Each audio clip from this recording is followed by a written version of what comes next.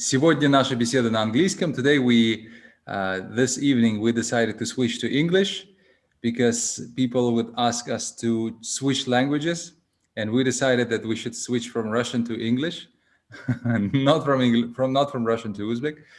Obviously, this makes it even more interesting. We see that the country is opening up. The youth, most importantly, speaks English more and more. So I would like to welcome, on behalf of Groundzero Live, we'd like to welcome Alan France, Mr. Alan France, our friend, our colleague, and a great friend of Uzbekistan. Good evening, Alan. Okay, good. Hello, everybody. Nice to see you all. Assalamu alaikum. Importantly, speaks English more and more.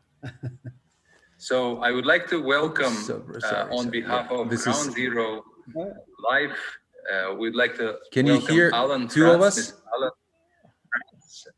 our friend, our colleague, and a great friend of Uzbekistan. Good evening, Alan. Himad, it seems you have to mute your YouTube. Yes, that's I think what's happening too. Assalamu alaikum. Importantly, speaks English more and more. Or So I would like to welcome, on behalf of Groundzero Live, we'd like to welcome Alan, two of us? Alan, I've got a problem. our friend, There you go. Or- I had the YouTube. Apologies. and Alan's the same. Yeah. Oh, that was not me.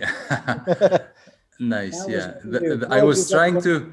I was trying to check where is it working. So finally we That's my found. fault. All right. No worries. So yes, let's So it seems continue. that we are online, so it's Yeah. not a It's record. fine. So everything. It's live. Yeah, it's live. It's live. So to start off, I just would like to remind that Groundzero platform and Groundzero chain of co-working spaces, Alan, this is kind of a prehistory to how interviews started. We usually held our events offline. Yeah, the chain of co-working spaces would host dozens of various events every week in different locations, and all of a sudden pandemics hit, and we didn't know what to do. Then our residents, they said, why don't we revive it in an online version? And why not Hikmat and Muzaffar would moderate them, and let's meet with interesting people. So that's how we started our online sessions that now became quite successful and popular. They are watched throughout, I would not say just Uzbekistan. It covers, we have subscribers and followers in different places. And what we do actually, we discuss business environment, we discuss something that is happening in the country. And we as business owners try to ask tough questions in the way that we know how to, but definitely we're just learning.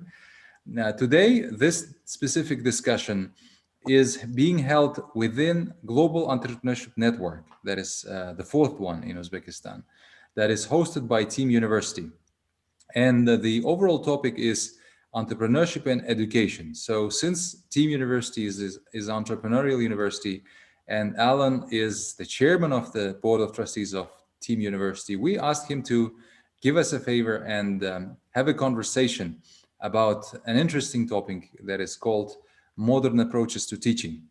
This is something that we would like to discuss with Alan, very informally. Obviously, the name might look a bit more sophisticated, but we would like to talk about education, how the teaching is happening, what is being transformed in the way how teaching is conducted. So this is the overall framework of our discussion. And so basically, as we start, we already see questions popping up, and we will definitely ask questions of our subscribers. But let me introduce Alan, if someone still doesn't know who Alan France is. So I'd like to start with a brief introduction, and then we will jump into the conversation itself. Alan, would you agree? Carry on. I'd like to know a little bit more about myself. So, All right. Good. So Alan France is the chairman of the board of trustees of Team University, the entrepreneurship university in Uzbekistan.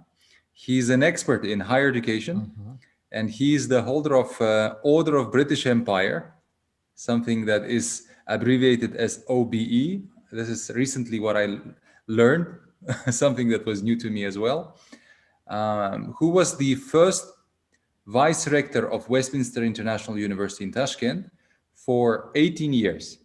So in 1st of January 2011, he was awarded the Order of the, that is how it is called, Officer of the Order of the British Empire. Officer of the British Empire. Oh. And this is something you would later on share us with. We have some questions about that.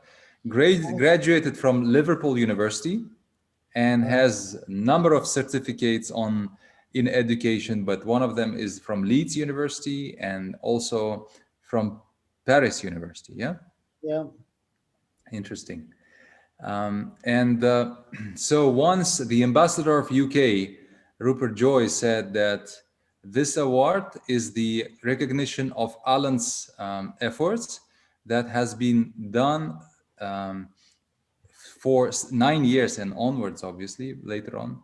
And that created one of the famous universities in UK universities, and probably introduced, I would say, UK education, made it popular in Uzbekistan. So Alan, that's what Ambassador said. So what we would like to discuss is teaching, yeah, education, obviously, and teaching. There are so many things happening in education globally, locally.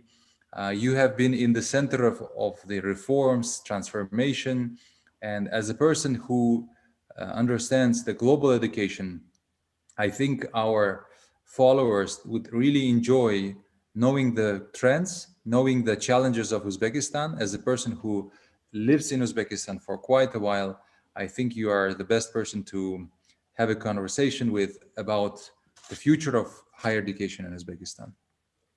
So my first question is, Alan, have you seen the Queen? Well, I've seen the Queen, I've met the Queen, and I've also met the Queen's lookalike. So I met the Queen's lookalike on a plane going to Casablanca, but I met the Queen when I was, actually, I met the Queen when I was at university, in Liverpool University many years ago. And then latterly at the University of Westminster, when she came to celebrate the partnership actually with Westminster and Tashkent. So yeah, a couple of occasions.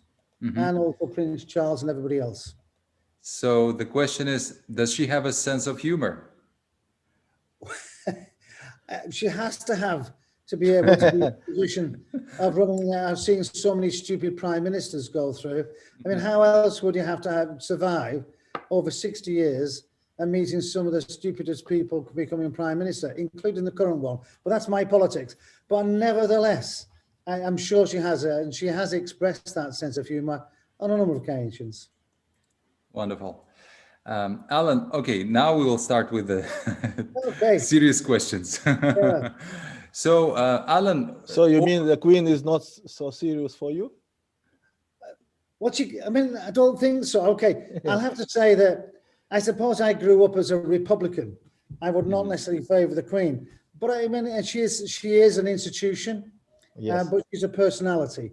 And I think as a personality, she has survived 60 years on the throne through many generations and ups and downs. And it's an interesting job. You have lots of power, but you have you have lots of authority, lots of power, but no authority. She has ultimate power, but she cannot use it. So, and it's one of those interesting jobs that I assume that maybe you would have to have. Most people would not be able to do it, I don't think.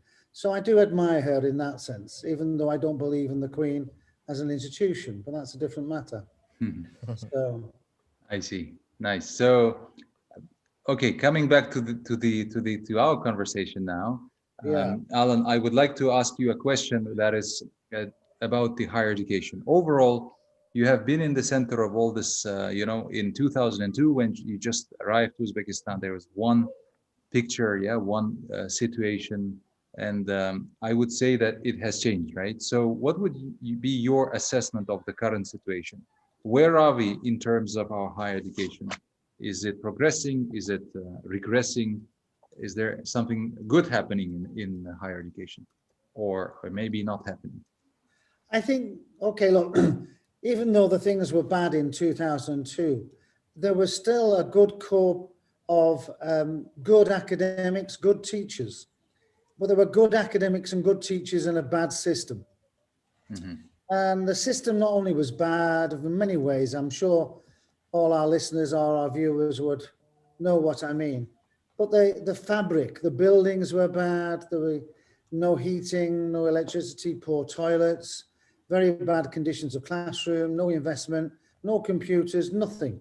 And it was a really poor environment. So the teachers who were there, I admire, because how the hell can you teach in environments like that? So Yeah. there were some really good examples. I think what has changed, that hasn't changed. I still think there are excellent teachers. You know, I used to be asked the question, what is are we any better from the students? Are we different than the ones in the UK? And I said, no, you're exactly the same. So the same caliber of people. What has not changed is, I think, the control from the Ministry of Education. It's something I've said for many years. The Ministry of the centralization of education decision-making is a major problem for Uzbekistan. It's not about teachers. There's investment in buildings, there's investments in systems, new universities are coming. This is a good change. What has not changed is the ministry. They try, but they're not able. They have to set free the institutions. And I'm sure, and the theme of this week is entrepreneurialism, I am positive that the universities will be entrepreneurial enough to rise to that challenge. So in that sense, the future has always been here in Uzbekistan, but the ministry has not been able to let it flourish. I see. Alan, can you please tell us, for example, you say that this ministry, government, Minister of Education, trying to control everything to use their power, yeah? Have a very high power, and they decide who will be rector, who will not be rector, and they decide everything about the methodology, what kind of subject have to study, blah blah blah. Why they do this? Why they don't want to free everybody? Why they don't? Why they want to keep this power in their hands? Do they have any real reason? Right. You asked the question about the Queen. I think this is an interesting parallel. The Queen has ultimate power. Yes. She's on the top of everything in the United Kingdom, but she never uses it. But the country's able to be managed through that process. So I don't understand it. I agree with you, Mustafa. I think it's a fear. It's a fear of the fact that not having visible control, they'll lose their power. But actually, if they let go, they'll get more power, as the Queen has done. It's logical. It's logical. Yes. I mean, it's a bit like teaching. I have to say, as a teacher, one of the things that teachers have to learn is to lose their authority, is to give the authority to the students. If they do that, they get more power back. The more you control students, the less authority you have. So I think it's a big step, I suppose, a psychological step. But also, I have to say, the systems are difficult to change as well. You know, systems and structures are hard to change. Okay. Muzaffar, would you like to go on? Yeah. Yes, I would like to go on. And Hikmat also start to talk about this OB. Right. This for me, it's really very interesting. In fact, first time when I know that Mr. Alan France is he's awarded of OB, he is like something like a hero. So he get the award from the hands of the Queen. Yeah, it's very, very, very, very important, and also something strange, something interesting. I know this guy, and I sit with him, I talk with him, And can you please tell us why you get it and what is this? OB? Yes, what is this for us, for our? I'm going to be really honest with you. I Yes. got it for doing my job well, right? Hikmat always goes on about KPIs, right? Mhm. I never had a KPI of getting an OBE. And that was not a KPI, key performance indicator, for those people who don't know. And it's one of Hikmat's real great, he's always on KPIs, what's on KPIs. Well, I didn't know I was going to get an OBE. I just did my job. And you know what? I loved doing my job, Mustafa. I really enjoyed what I was doing. I was enjoying it. I was doing with a degree of passion. I believed in what I was doing. And what I was doing, I was teaching my colleagues, who are all good Uzbek citizens, of how to run a university and to teach. And I was really proud of that, because in this society, everyone says, oh, you just need international staff. How many international staff? How many foreigners have you got? And I used to say, there's only me. All the rest of my colleagues are Uzbek citizens. And that's what I got it for. Because my colleagues gave me the power to get the OBE. It wasn't just my efforts. It's the efforts of my Uzbek colleagues that gave me that OBE, but it's because I enjoyed doing it. I just wanted to do it. It was a great task for me to do so. So it's not because you good do your job, it's because of you do good job. Yeah? Yes, that's true. I mean, I was passionate. You will succeed. Yeah, I wanted to make sure that particularly my Uzbek colleagues, I feel I've grown with them, and I just valued their contribution so much. I would do all kinds of things. Of course, I would hold meetings at the university. I went to embassies. I did with ministers. I did all kinds of stuff because I wanted to promote the university, because it was an Uzbek institution. It is an Uzbek institution. It's not a British institution. It's Uzbek through and through. Thank you. Hikmat? Yeah. So I would like to, now talk about the teaching, because that's the topic of our conversation. And I think this is something that we face actually on a daily basis. Yeah. We face it at home. We face it in our work. We face it in the trainings that we go. Well, it might be, having different words, but more or less, we often are mentors. We are often mentees. We participate in different conversations, and we exchange some knowledge. So at the same time, when our team was preparing this interview, they came up with different ways of teaching, technologies, new technologies such as case studies, coaching, gamifications, module type of learning, classical learning, interactive learning. And we understand that in that sense, I personally feel that we are stuck somewhere. And a lot of teachers, I would say, or a lot of people are still thinking in, or either call it Soviet way, or I would say in a conservative way. Yeah. So, Alan, what are your observations about teaching methods that you have seen in Uzbekistan, be it schools, universities, or relations of parents with their children? Is there something that you would like to radically change, let's say, in Uzbekistan, because you spent so many years in Uzbekistan? And is there something that you actually compliment, I mean, that you really like about Uzbekistan, that it makes it stand out? Would you mind sharing your observations about one thing, very negative, that you would like to definitely change in teaching or exchanging knowledge in relations, knowledge sharing relations, and something that you actually admire?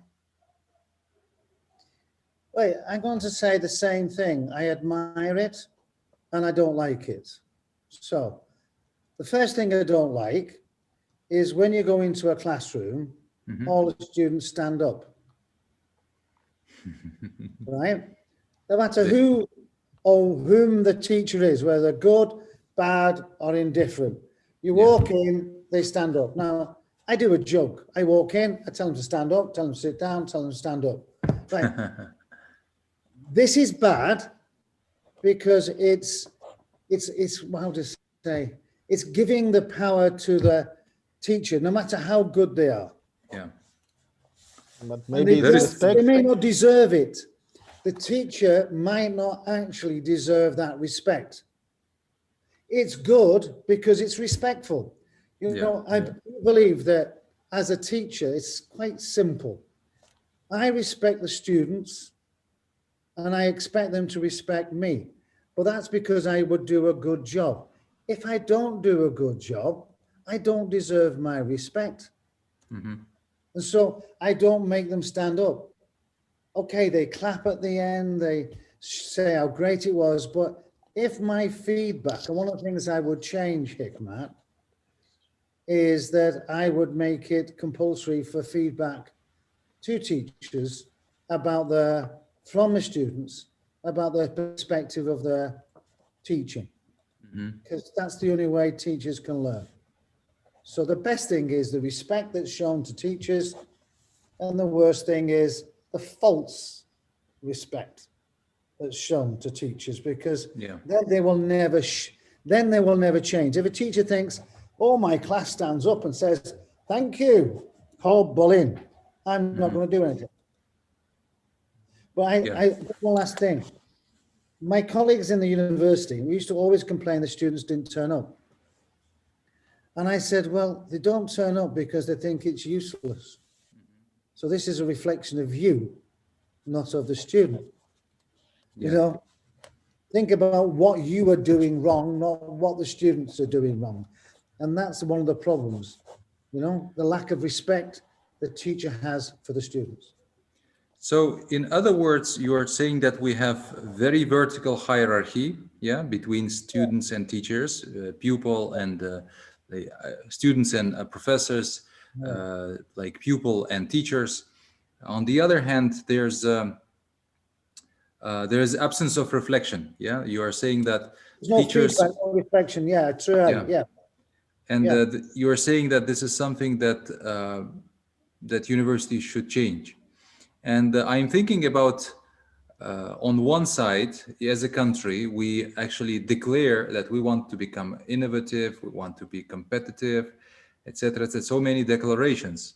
On the other hand, I'm thinking, are we changing our education system? Because as they say, the wars are won or defeated in the schools. Yeah, I mean, if you want to start a war, you should start it in the school. So in that sense, if we want to change as a country, are we changing our education system? So that's an open-ended question, obviously, but I think that really makes it a bit complicated. It is a challenge, actually, Hikmat. You've had 70 years of a system that didn't do bad. You know, the Soviet education system was good in itself. It produced the results. But that was because of the professionalism of the staff. The world has changed. Technology has influenced it. Lifestyle and different cultures and diversity has influenced it as well. And maybe the Soviet Union wasn't very diverse at that time. But the world is becoming much more diverse and interconnected. So people can learn in different ways. I mean, I find it always interesting. You talk about modern approaches. For example, I used to hate students using the phone in class. And I was noted for kicking students out if they used the phone in class, no matter how old they were. But then I started to question myself when I realized that the students were saying to me, we didn't understand you, so we were Google translating your language. And I went, oh, because I wasn't being aware that they didn't understand my English. So they were doing a Google Translate. And I went, oh, so then I went, okay, use your phone, but let's be respectful and not text your boyfriend, girlfriend. Yes. You know, use it to explore. So now when I teach, I say, what do you think of this? When did something happen? And I think this is the question about Uzbekistan teachers. Uzbekistan teachers think they know everything. So I say, I don't know what happened. Google it. So they can all Google, come up with an answer. And I'm going, see, I may not know, I may know, I don't know, but Google knows. So Google actually is replacing that knowledge, right? So now I'm happy with phones in class, so long as they're using it for research purposes and not phoning people. If they Yeah. phone people, I kick them out still. But if they're using it for that purpose, fine. So we all have to look inside ourselves sometimes. True. Muzaffar? Yes, Alan. And again, so it's very, very interesting story about this Googling, about this phone, yeah, using phone on your lecture. Another question. Okay, who is the ideal student for you? What Right. he or she have to know, and how what she want, what is the vision of this student? It's the one that always has an argument. Mhm. Someone who always challenges me. Someone who actually questions what I've said. Someone who goes away and comes back the next week and says, you know what you said, Alan? That was not right. Someone who comes back and says, hey, I've looked something more interesting that you have given us. And I'm like, okay, here's the challenge to me to keep up my scholarship. But it's fine if you want to go, but at least I have motivated that person to find out what is the knowledge, whatever it might be. So for me, it's the one that always asks the question, not always ask questions, because some students annoyingly ask stupid questions. Oh, sorry, nothing's a stupid question. But the ones who challenge, right, who come back with a different argument. But this has led me to use a technique talking about modern. I use debates in class. I use debating as a learning tool. And one of the things I use debating for is to get students, first of all, I ask them on a topic, who believes in X, who believes in Y? And those who believe in Y have to argue in favor of X, and those who believe in X have to argue in favor of Y. I get people to think opposite, and that's a very powerful learning vehicle that I have personally used, right? Because people have challenged me and said, you're not right. This is a different view, which is great. And who is the ideal teacher in this case? Me? No, it's not. Okay, Definitely not. you, except you. Oh, definitely not. No. Well, it's an interesting one. I don't know really. I think the teacher has to have a degree of empathy for students, to understand where they are from, but also has a degree of how to say firmness. So a teacher who is empathetic understands that a student might have difficulty, but at the same time, they have a discipline. That's one important part of a teacher. So, a student might say, I'm having problems at the moment. You say, yeah, I understand that, but you have to do this.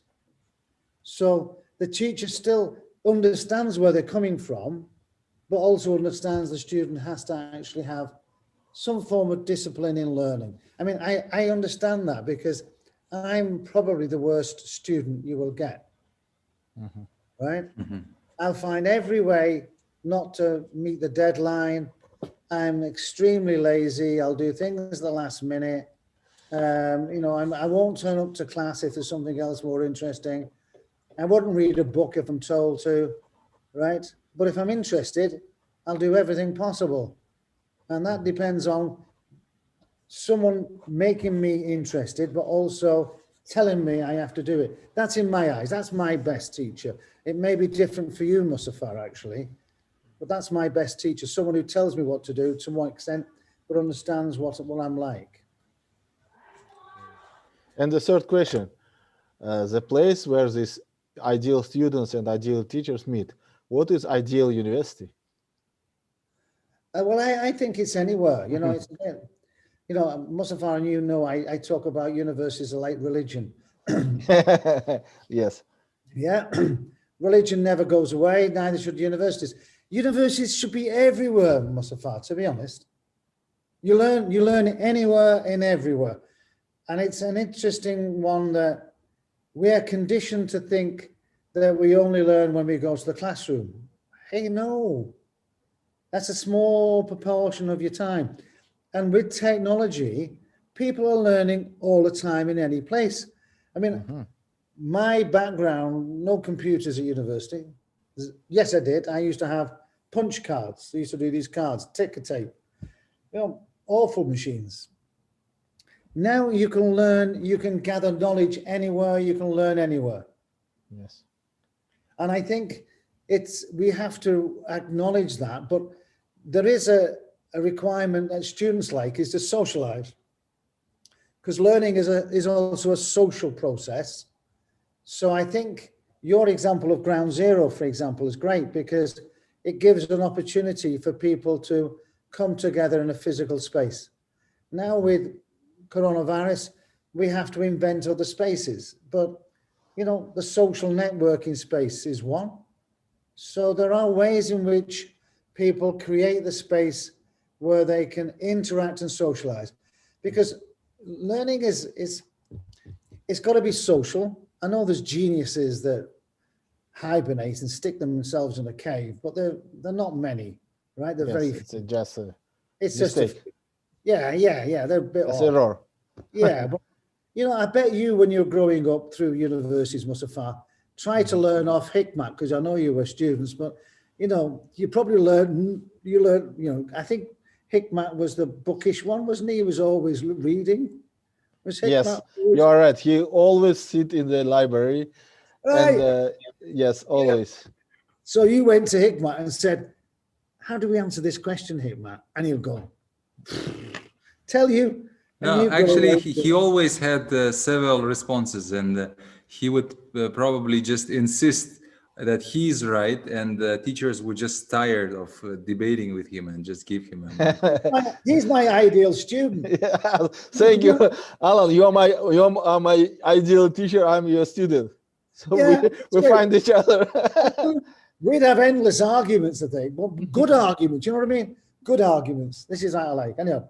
So next questions. Come on, let's get the questions. So, gentlemen, yeah, I have Alan. In the landscape of higher education in Uzbekistan, something is happening. Just within a year, we had at least, I would say, 5 or 10 British-affiliated foundation programs, higher education institutions being launched in Uzbekistan, including Team University. Yeah, its affiliation with the LSBU. So, at certain point, I was thinking, is there something, something is happening? Why Uzbekistan is so obsessed with the British system of education? Is there some secret source with the teaching methodology? Is the degree so, hot and popular? Is it the distance that it's closer than American universities? So can you describe what's happening? Why especially British universities are becoming so popular? Why IELTS? When I was learning English, it was TOEFL. I mean, back 20 years ago, 15 years ago, it was TOEFL, and IELTS was not considered as something, that you would use in future. So tell us what happened to British education that it became so popular in Uzbekistan and maybe globally. Is there something and how do we choose? I mean, among these dozens of programs, better than me and Muzaffar that parents, they would like their kids to study in a decent place, and they would spend their money. They would, yes, they're not planning it 2-3 years ahead, but still, when their kids have to enter the university, they would like to, use all their networks and make sure that their kids enter the university. So how would you, what recommendations would you give to the parents how to choose a university? And what makes British university special? Well, okay. What makes British university special? I mean, a short answer, because we're bloody good. That's no. I think it's in Uzbekistan. It's a combination of luck, accident, and that was because Westminster came at a time when education in Uzbekistan was really at the bottom level, right? Mm-hmm. Yeah. So in 2002, well, from the late 90s to the 2002, it was a very strange period. Not generally, mainly because of the Soviet space, but there was other things happening at that time. At that time, there was also a movement of British universities out of the UK. So British universities were setting up programs in Malaysia, in China, and in South Africa, all over the place. From the period of 1990 to 2000, 2001-2, I was a dean of a business school, and I traveled the world selling British education. American education couldn't do it because they couldn't give their degrees offshore. Why can the British give their degrees offshore? Because of the Queen. It comes back to the Queen. Because the Queen gives the right to the university to exist, and they're independent, and therefore the British universities can award their degrees offshore. American universities don't have a Queen. They have an accreditation system. And the accreditation system in America prevents them from giving their degrees offshore. But in the UK, because we don't have that regulation, and we have a Queen who goes, Mustafa, your university. And you're going, okay, can I go, Mustafa, you're the university. Here's a piece of paper which says you're a university. That's it. So they were able to do it. So in the whole of the 90s, I don't know where I went, to be honest with you. I went all over the place as dean of a business school, setting up programs. And of course, that just multiplied, okay? So the other one, it came to Uzbekistan. And suddenly in Uzbekistan, in the middle of Uzbekistan, in the middle of the city of Tashkent, where Westminster is located, you had a British university. It's a landmark. It's a landmark in a landscape that stuck out. And people went, oh, what is this? It's British education. Oh.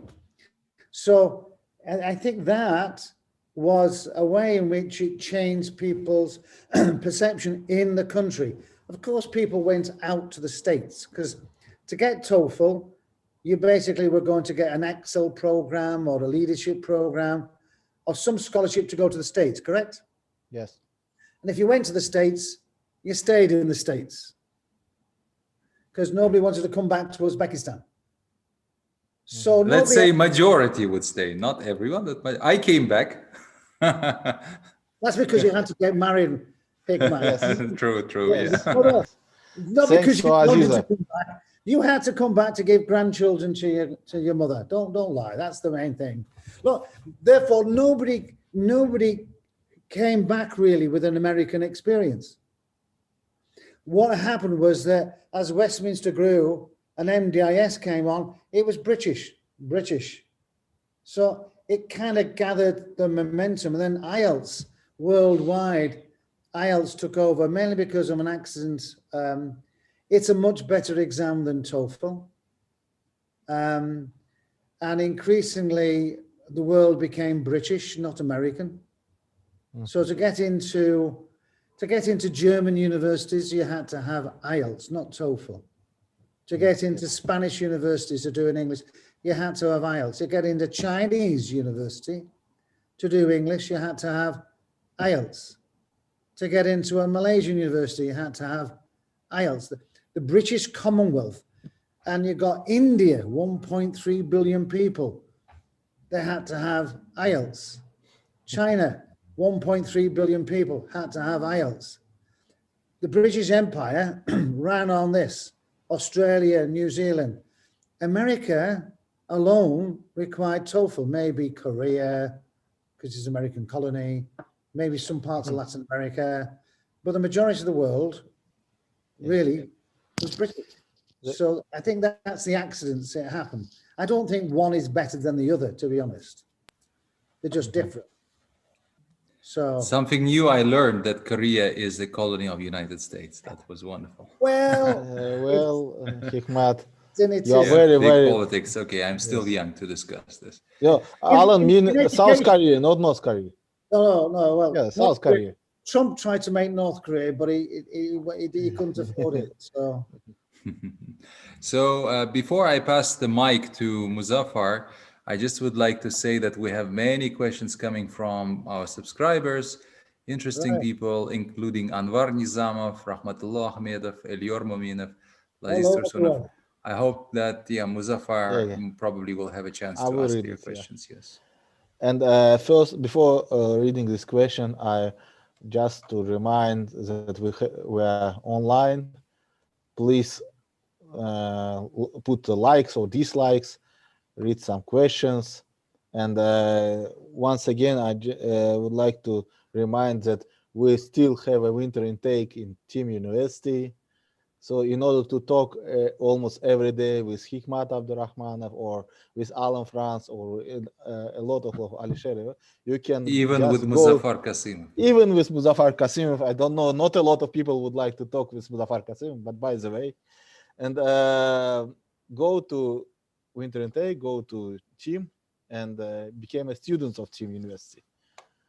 And the question from Anwar Nizamov, yeah, Hikmat? Anwar Nizamov asking, good evening. The other day, was a discussion on possibility of transforming the state university into joint stock companies under the government control. What is your opinion on this? Hello, Anwar. Well, that's an interesting question, Anwar. I mean, it comes back to my point about setting them free. I don't, being private doesn't mean to say you're free. So just be careful of that, right? So making them joint stock companies might not be a good idea. But making them independent, particularly ruled not by the ministry, but by a strong board of governors. Team has a board of governors, and we had a meeting today. We had a very lively session, as my colleagues will say. We spent 2 hours debating all kinds of things. And it was a very active session, very good session. If we had the state universities with an independent board having the powers to appoint the rector. So the rector has to be appointed by the board, not by the government. That's the number one thing. It doesn't matter whether it's a private joint stock limited company or whatever. If the government appoints the rector is like to the government. So I think it's not, I mean, if the vehicle in Uzbekistan to have a board is to have a joint stock, let it be the joint stock, right? If that's the legal way of doing it. To me, having a board and having an executive that is accountable to the board with an independent means of appointing the rector and the executive, it would make a difference to universities. So it doesn't matter it's a joint stock or it's a really. private or it's state owned. It's the most important who is choosing the rector, who is real manage the university, government or not. Yeah, am I right? I think you're dead right. I mean, one of the things that UK universities and American universities have got is this level of autonomy. They have boards that appoint the rector, the vice chancellor, the rector. That is an important part, right? You must split that management of the universities. You know, I was astounded here when I was at Westminster in the early days. My rector and my deputy rectors and the deans would say to me, we're all going to go and see the minister. And I went, what? Everybody in the whole of Uzbekistan would be called together to come to Tashkent to meet the minister. And I'm like, that would never happen in the UK. Never. They'll go, what? Why? What's the point? And I went to one meeting and the minister was telling the rectors off. All of you are not counting the students properly. All of you must take attendance registers. You must make them dress properly. And I'm like, what? Oh my God. He was shouting at them because the students were not dressed properly.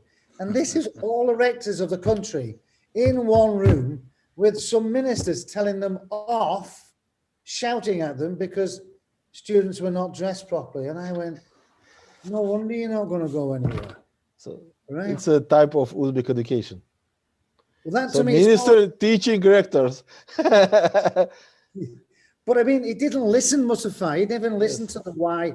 You know, May it's- I add here? Okay, I Yeah, may I understand. add? Actually, I had a conversation with one of the heads of the business schools, let's say under the university, and he said, you know, when we discussed the corporate governance thing, it was back a couple of years ago. He said, no, actually, like I was talking to the director. He said, I am appointed by the chairman of by the board of trustees. I thought, wow, what an advanced institution.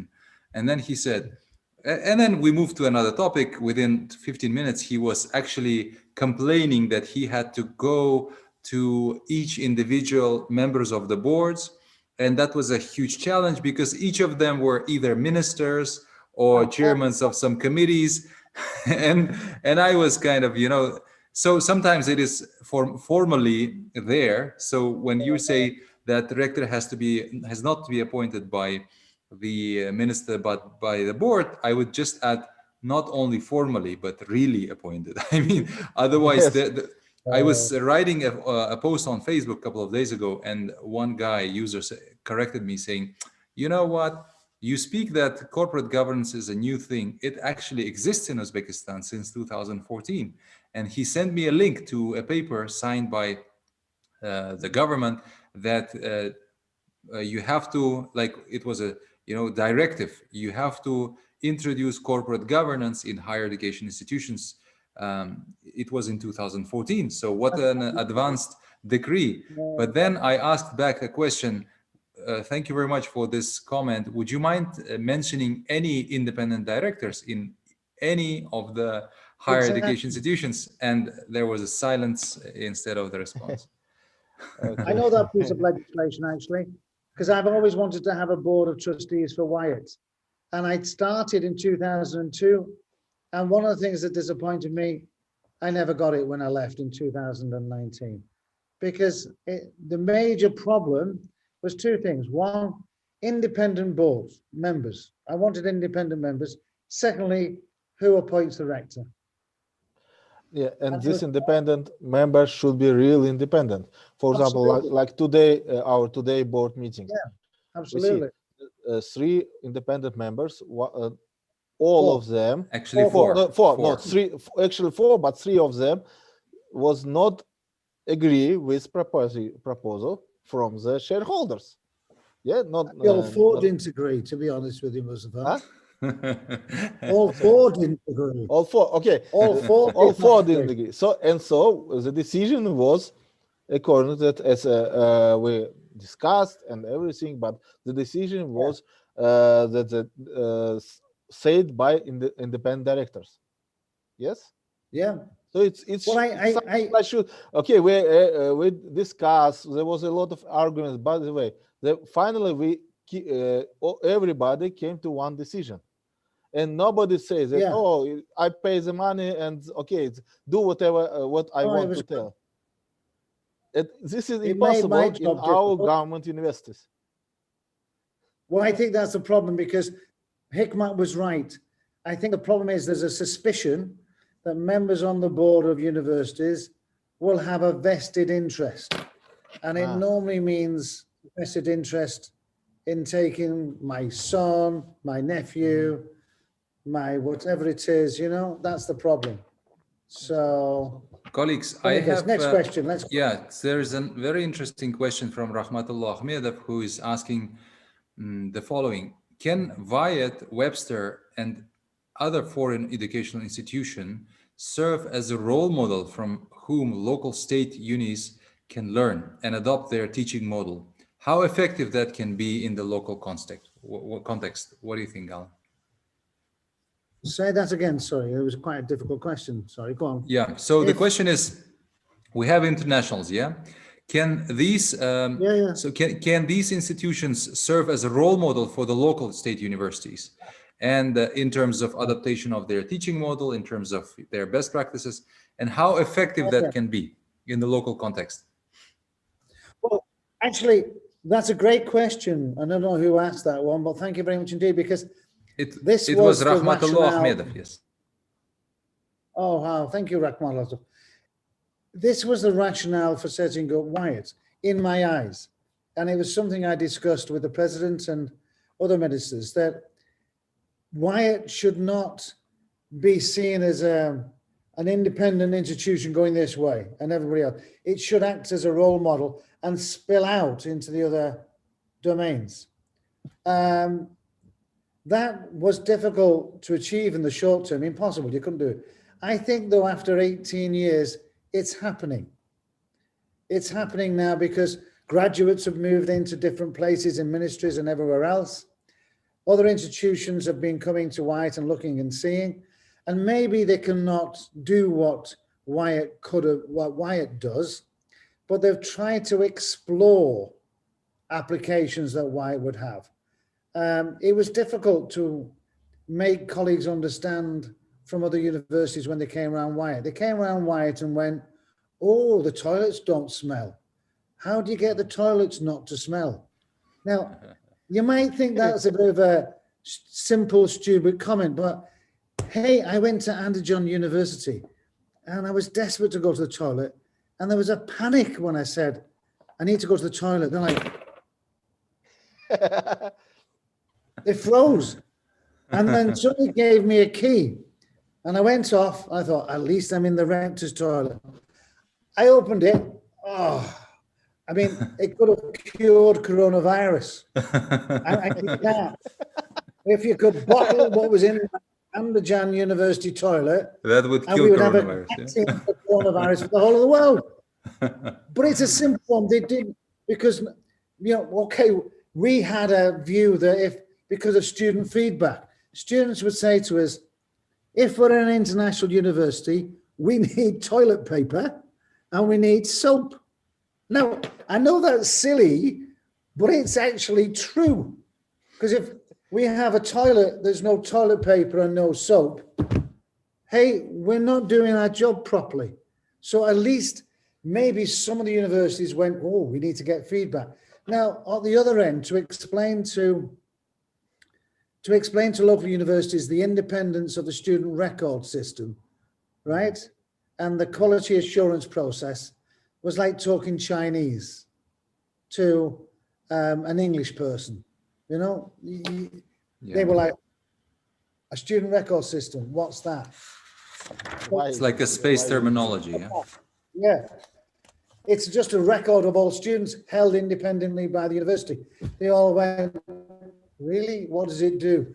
A student record system is the fundamental background nervous system of a university. And they didn't know what it was. But they knew they had to have clean toilets. I don't mind them getting clean toilets. It improves the student's experience. So I hope over time, and I think it's happening slowly, other universities will change. But it takes time. Yeah. I mean, for example, Wyatt made a building with glass walls. Then another university in its renovation put glass walls in. The principle is transparency. Yeah. You can actually see what's happening. Okay, this is symbols of the way in which things would work. So Yeah, starting interesting. From the Interesting. beginning, starting from the base. It's a toilet, record system, so it's without it, there is no university. I think, a big challenge that I hear many times when actually parents talk to each other, they would say, I didn't like Westminster or any other similar type of university. And the other person would ask, why you don't like it? Because my kid is not disciplined. He's not leaving home every day in the morning and not coming back at 4 or at 5. There's no schedule. How can they be taught if they are not participating there every day? Or it's kind of strange, but they actually don't meet in the classes all the time. They do their work on their own. This is one side of the story. And in the employers' offices, in companies, we often hear there are no talented people. There are no people who are creative, and there is no talent pool in the market. So I'm kind of how can you expect the creativeness? How can you expect, project management skills, people being like on their own and disciplined on their own, while we expect them to be very disciplined at university, be in the uniform, So these are the two contradicting facts, I think, in our society. On one hand, we want everyone to be very, like in German say, Ordnung, yeah, everything in order, very disciplined, very hierarchical. On the other hand, we want our Similar. country to be competitive, creative, innovative, etc., which are contradicting facts, I think. I think that's very true. It's an interesting comment, Hikmat, because I've heard that at Wire, because they only have 12 hours of teaching a week. Whereas in other local versions, there are 26 hours of teaching a week. Okay, that's teaching, it's not learning. And I said to those people, well, they have 12 hours of class contact, but they're expected to do 30, 40, 50 hours of learning independently. And I think that's a difficult one to say, if you're learning somewhere in your bedroom or in your friend's house or on the grass or in the coffee shop, it's not learning. It is, coming back to our original point, it is actually learning. I think it's an interesting problem for Uzbekistan because I'm also principal of a school, would you believe? And I think there's an interesting contrast there because we have people who want children at 3 and 4 to have homework. Mm-hmm. Parents are saying, why doesn't my 3-year-old have homework? And I'm like, let them play, let them explore. Why give them homework? It's like discipline their kid. They're 3-year-olds, they've got to go and learn something. So I find it interesting because I read actually that the president signed a decree to say that he wants to introduce Finnish education into schools, the Finnish education system. That will blow the minds of the babushkas and mamushkas because Finland does not have a curriculum. Students cannot go to school if they don't want to. That will be completely confusing for them. But I think you're right, Hikmat, just to sum up, creativity cannot be disciplined. You have to have a discipline to be creative. That's different. Mm-hmm. But you cannot discipline creativity. And if you discipline people, you'll discipline their minds. And it doesn't work. You'll have to let it free, but you have to put the framework in place. The great artists discipline themselves. They work whatever they feel like, but they have a discipline. But they're not disciplined as being told what to do. If they did, you wouldn't have the great artists of the world. Absolutely. Absolutely, yes. So, Muzaffar, would you mind to having a look at the questions from followers or maybe your own questions? Maybe I will ask a question from Elior Mominov. In fact, he wrote 3 questions. Hello. The first one is, hi, Alan. I would like to ask a question which actually complements somehow with previous question from Hikmat, but from the perspective of students. What do you think about the potential of Uzbek students? This question. Okay. Listen, I love this question. I love it really because it's a question that was asked not as well as this. I mean, it's a really well-constructed question. Thank you for it very much indeed. I used to be asked by my students, are we different than the students in London? It was a typical topical question. And I'd look around these were in the early days, right? And I'd look around the room and I see boys dressed in gray shirts and black trousers. And I see the girls dressed in, high heels, fantastic clothes. And I'm going, this is different than London. It wouldn't be like this. And that's one thing that was different. Then I said to them, the difference is basically that you have all the potential that the London students don't really have. Most of you know at least 2 languages natively. Some of you know 3 languages natively. Some of you know 4 languages natively. If I look at my children, they actually have an Iranian mother and a stupid father. Here's a stupid father, doesn't know anything as languages. My kids don't know languages, right? I think that that's a disadvantage. Their potential is limited in this modern world because the modern world needs you to be able to communicate Multilingual, yeah. and understand, other cultures. It's not just languages, Hikmat. It's a other culture. cultures. Now, I've tried to get into learning Russian and Uzbek, and it's horrible. I mean, I can't do it. I'm genetically got a problem with it. But I've tried to understand the culture, okay? Because I think it's interesting. But I think Uzbek students have got the same mind, same everything else, but they have this fantastic ability to learn languages. And I just recently learned that if you know Uzbek, you also can speak Japanese without an accent.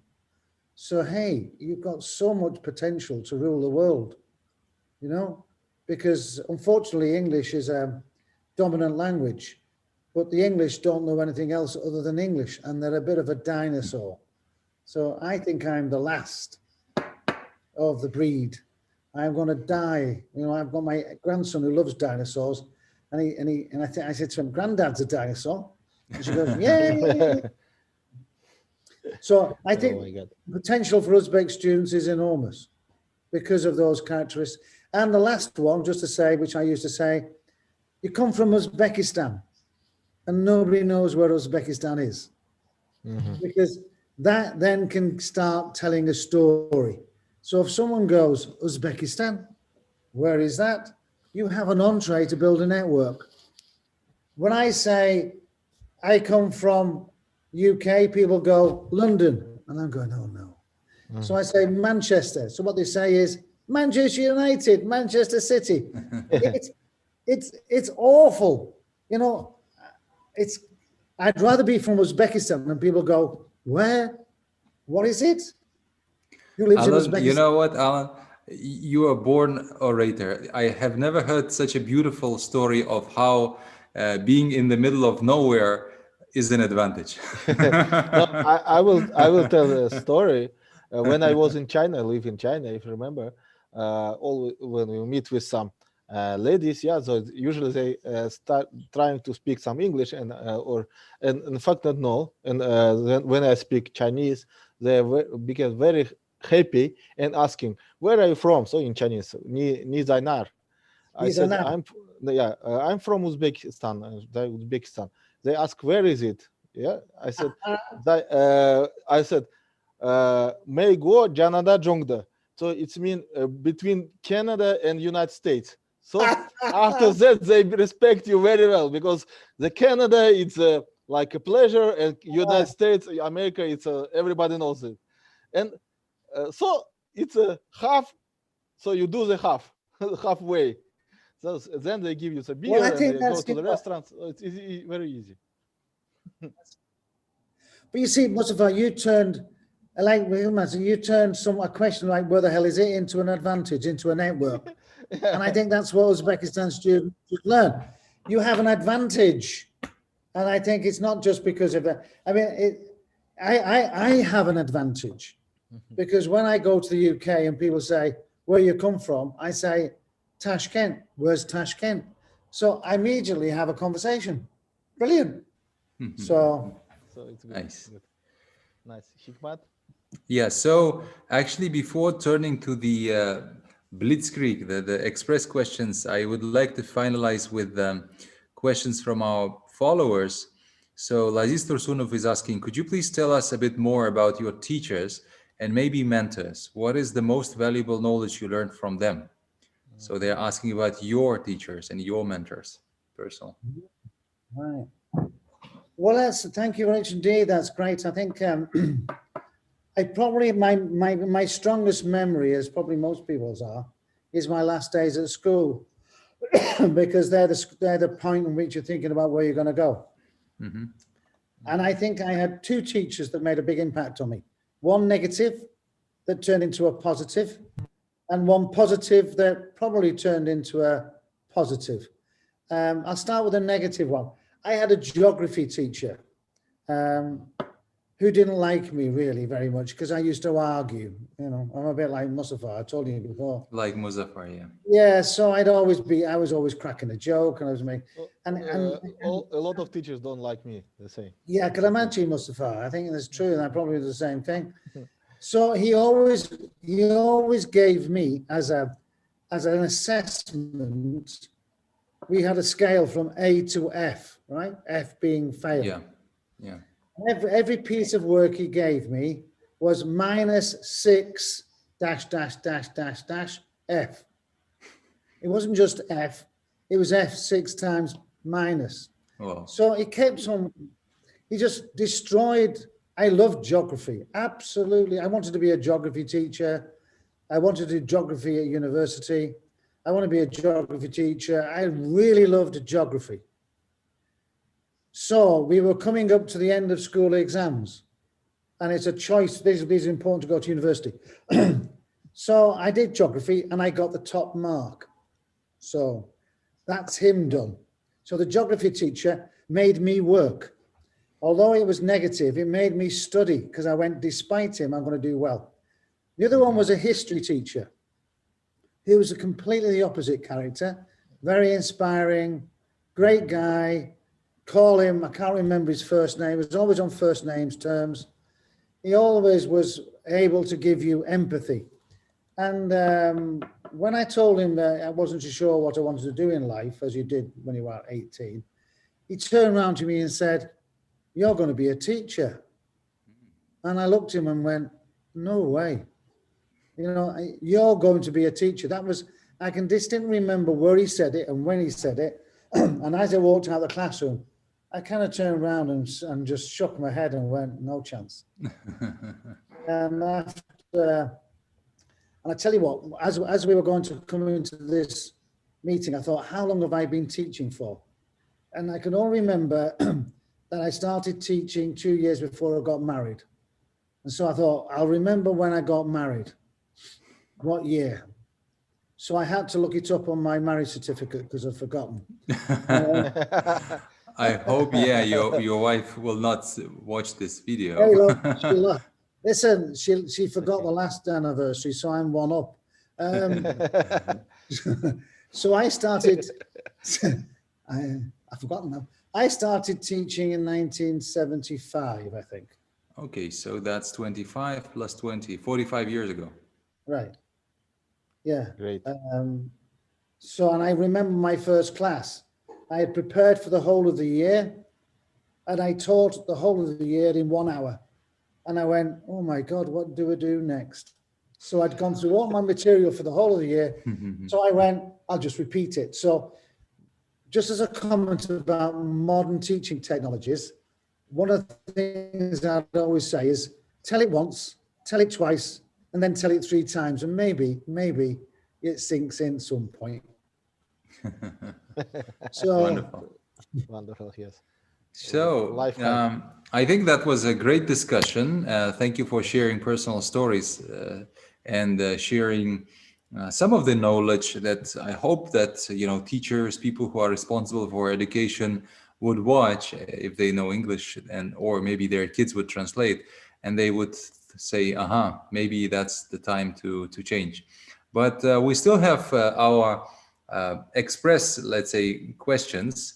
They are very simple, Alan. The only thing that you have to make sure is you are honest and you are concise in answers, like not too long. I'll try my best. Are you ready? Quick answers. Yeah. So with Alan, with whom of the historical figures would you like to meet? Name one. Marx. Karl Marx. Karl Marx. Yeah, I always knew about your As an economist, socialist Karl views. Marx. Yeah. Karl Marx, I'd like to understand better. Is there anything that you would not forgive? Unethical behavior. Unethical. If someone, I don't look, people make mistakes. Everybody makes mistakes, and they sometimes make mistakes more than once. But lying about it, about cheating, on somebody else. I don't mind if you stole a computer. That's fine. Who cares about a computer? But if you stole someone's ideas and not give them credit, or you're unethical in your behavior, I think that's the worst thing for me. I would never forgive people. Interesting. Is there anything that you have not done and you regret about it?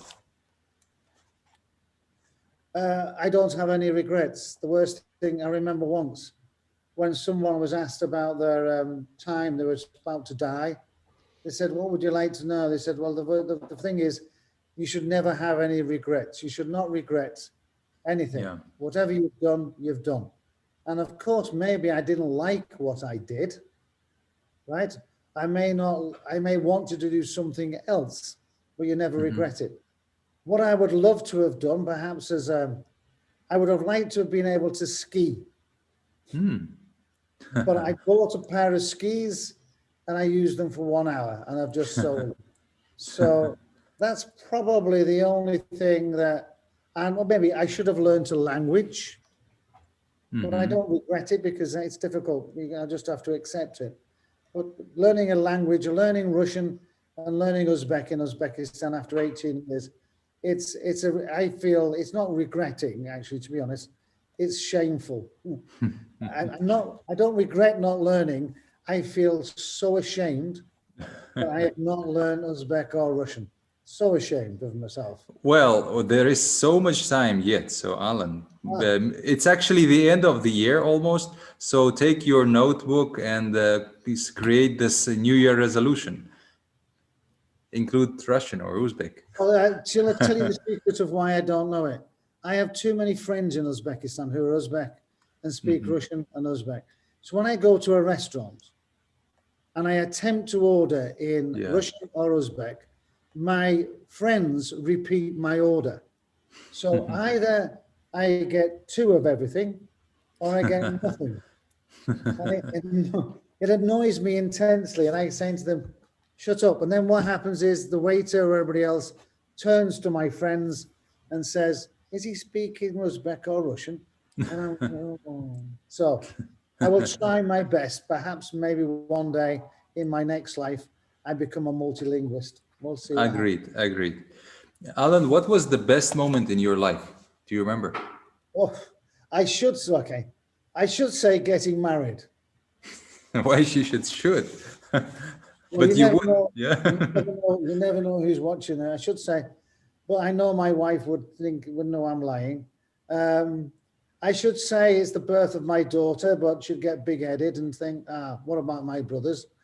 So I got 3 children, so I can't make any distinction between them. And I've got 4 grandchildren, so I can't make anything else. So birth of your children and all of those, yeah, they're given, Hikmat. They're given. But I tell you what, the best thing in my life perhaps was flying for the first time.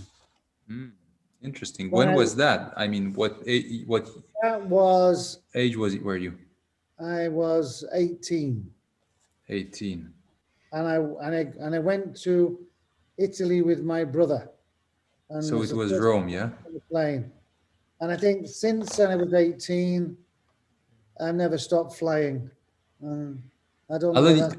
Alan, you shared that story, and I remember, I think I agree with you. Mine as well. One of the best moments was my flight to London. That I was 16, and that was just, magic. It was really seeing, I mean, especially for a citizen of Uzbekistan, seeing off the window, you would see so many lights. I was just shocked. I didn't expect that a city might have so many lights during the night.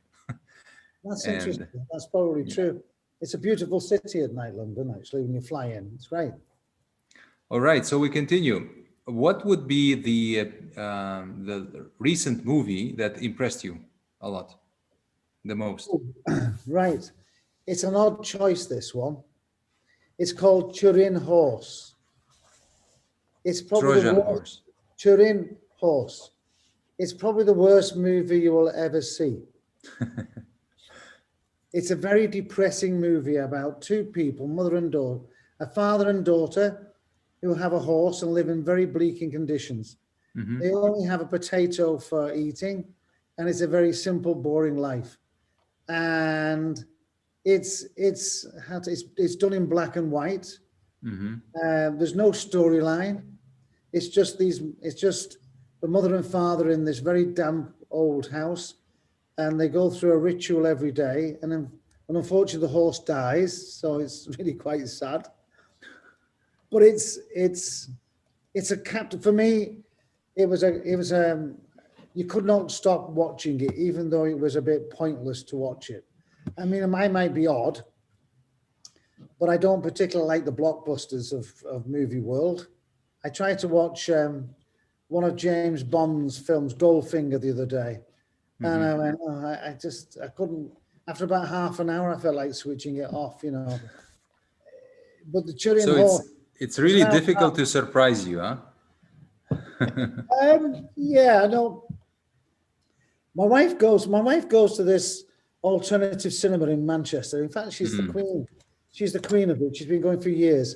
You mentioned that, yeah. That's nice. And when I go there, the best thing about going there, to be honest, I go there and everyone goes, oh, Parivash, oh, Mrs. France, nice to see you.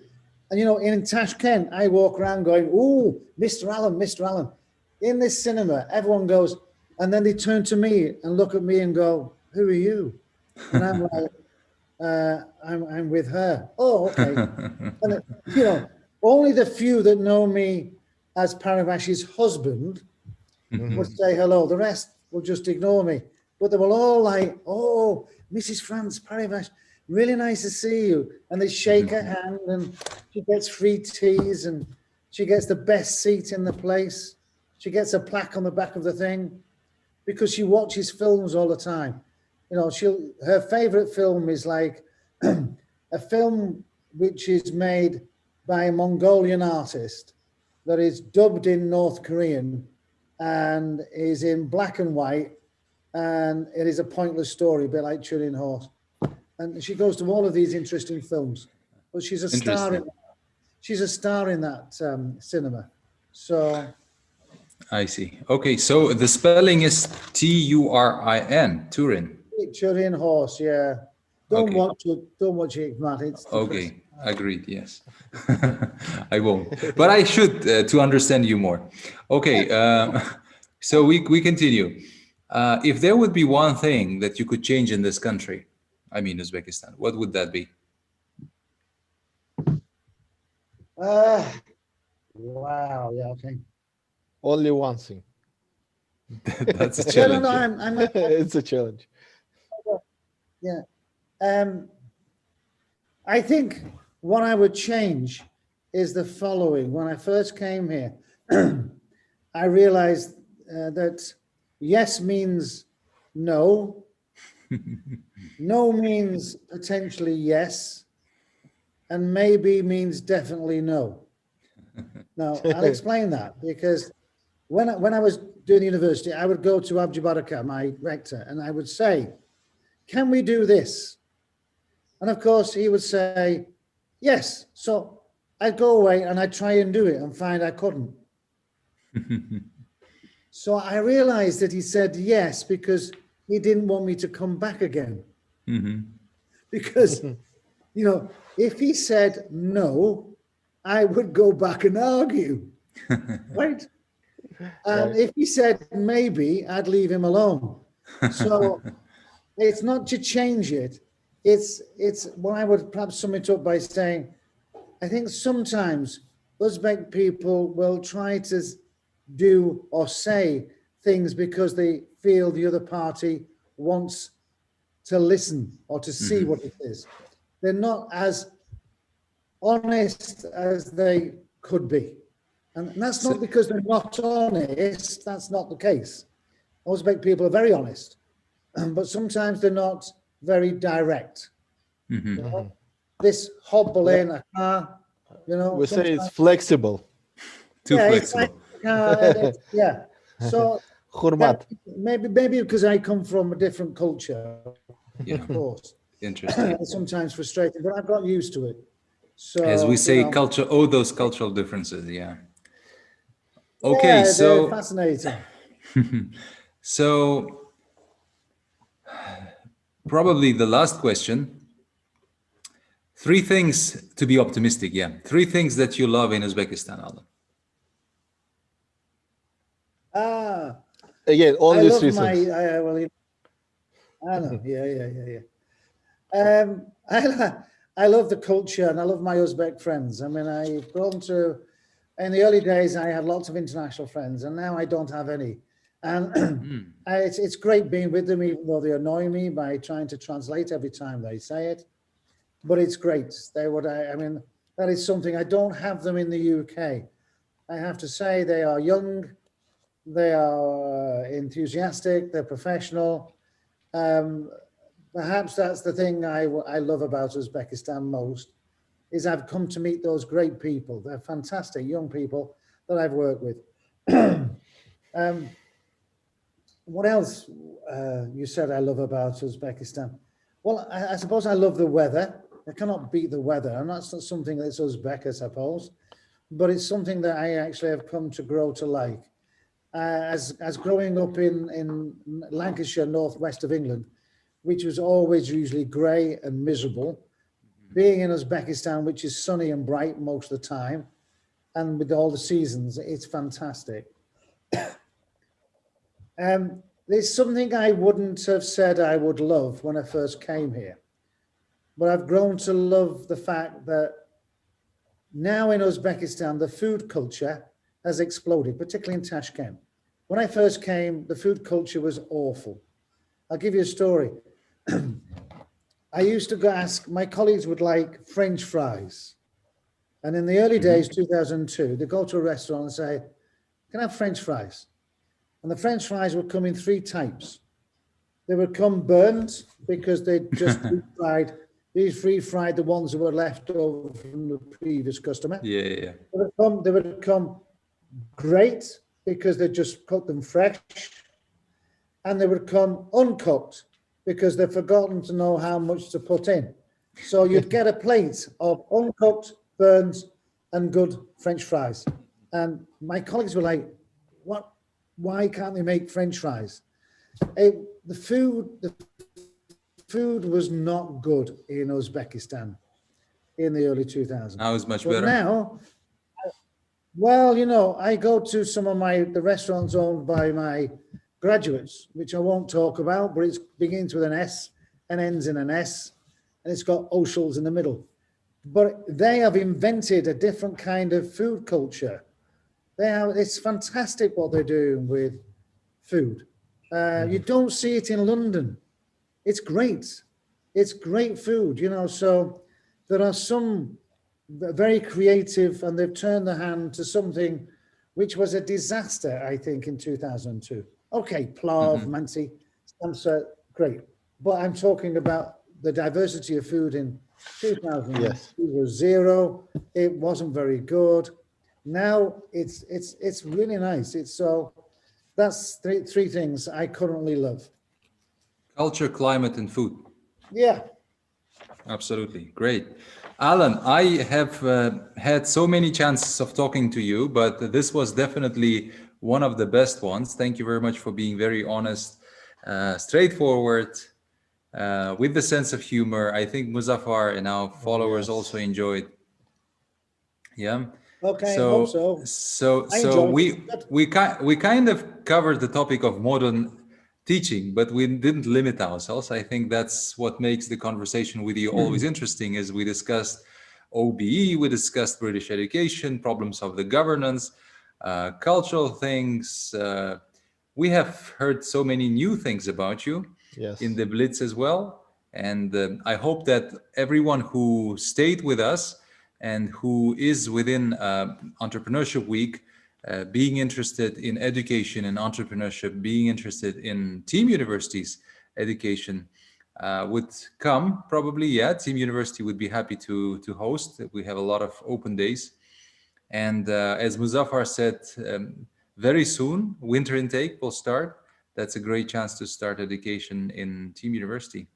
So thank you very much, Alan. Thank you very much to all of our followers who like, who dislike, who share this interesting content. And hope to see you soon. Yeah, well done. Thank you very much, Alan. See you. Thank you. Yeah, it was great. Thank you. Enjoyed it a lot. Take care, everybody. Thank you very much. See you. Bye. Bye Take bye. care, everyone. Bye bye. Bye bye.